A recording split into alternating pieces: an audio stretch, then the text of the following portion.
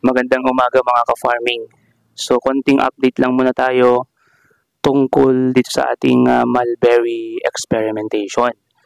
So, noong unang-unang video natin sa channel natin na ito, 2 months ago, August 3, no? August 3 tayo nagsimula. Papansin nyo dito yung ating mulberry, ganyan na sila katatangkad, no? Malalago na talaga yung ating mulberry. Ito yung 2 months ago. Yan. So 2 months ago, nag-attempt tayo na magtanim ng mga ganitong sticks. Sabay-sabay sa ganyang klase ng pot. Pero ngayon, sa pangalawang pagkakataon, ginawa natin na hiwa-hiwalay na sila. Ito yung pangalawang experimentation natin mga ka-farming. Kung mapapansin ninyo, hiwa-hiwalay na sila dati ng pot bago natin sila itusok sa kanilang mga plastic pots. So ito naman ay tinanim natin noong September 10. So nagbigay na rin ako sa inyo ng karagdagang update tungkol dito sa mga previous videos natin. At ngayon ay October 2. Okay? So isang araw na lang, 2 months na ng mga itong mulberry na to. Ito naman ay 12 days ago. So kung mapapansin nyo, namumukadkad na yung kanyang mga dahon. Ayan. Ito pa. Itong mga to. Yan. Kung mapapansin nyo, halos lahat sila. Yan. Ito mga, namumukadkad na yung mga buds nila. Ibig sabihin, nagtatribe na sila, nabubuhay na sila mga ka-farming.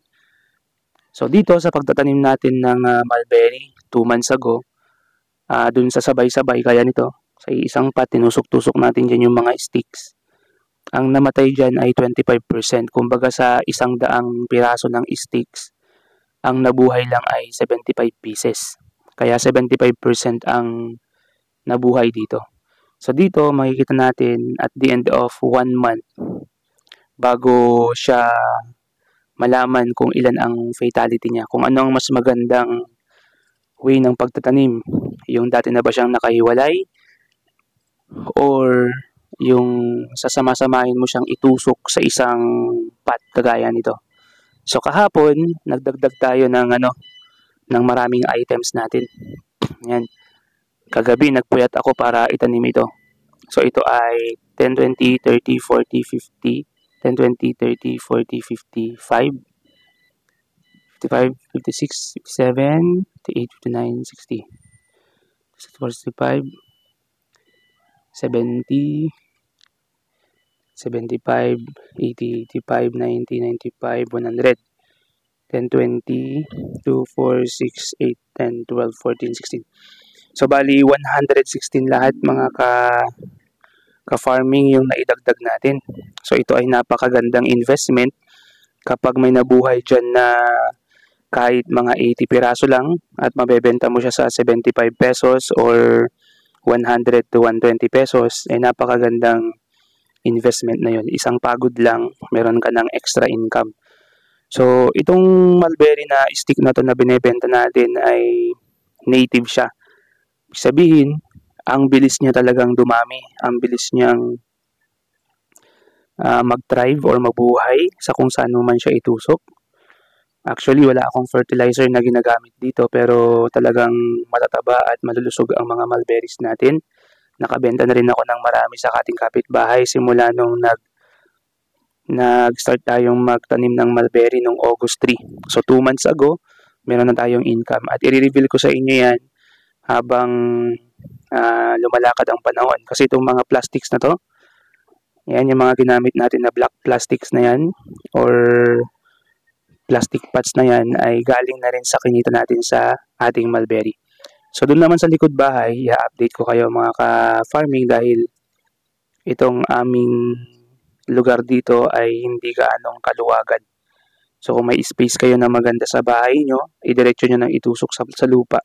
Tapos alagaan nyo lang ng dilig para magiging mother plant na ninyo yun at kung saan doon nyo kukunin yung mga sticks na pwede nyong gawing experimentation din ninyo or paramihin din at maging extra income ninyo in the future. So yan yung ating update dito sa aming harapan ng bakuran. Update ko naman kayo dun sa likod. So ito naman yung likod bahay namin mga ka-farming. So kung mapapansin nyo, ito na yung isang mulberry namin. Tinanim ko to nung kasabay ng 2 months ago. Lagay ko dito sa likod.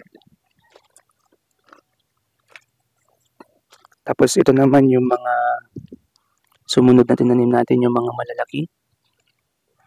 Ito, meron na rin siyang namumukadkad na mga dahon. Ito ay 11 days ago naman. Yan, may dahon na siya. Ito rin may dahon na. Ito may dahon na.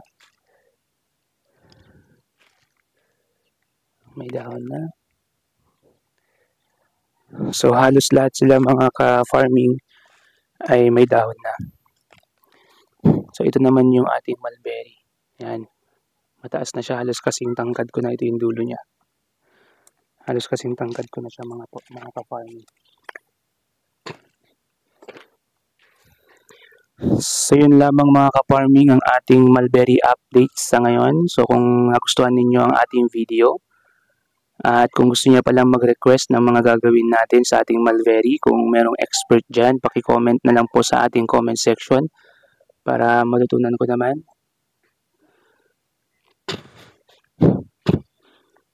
Ito rin mga ka-farming.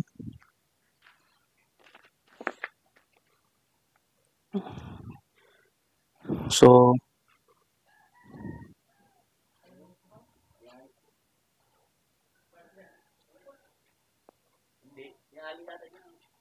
ito rin mga ka-farming yung pwede nyong i-order online. Ilalagay ko din dyan ang aking mga contact details sa screen para makontak nyo ko at kung gusto nyong magkaroon ng mga sticks dito at paramihin din sa bahay nyo ay magkaroon din kayo.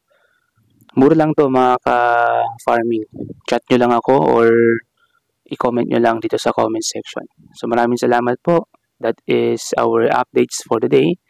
Once again, this is Mulberry, Native Mulberry Channel. Peace out.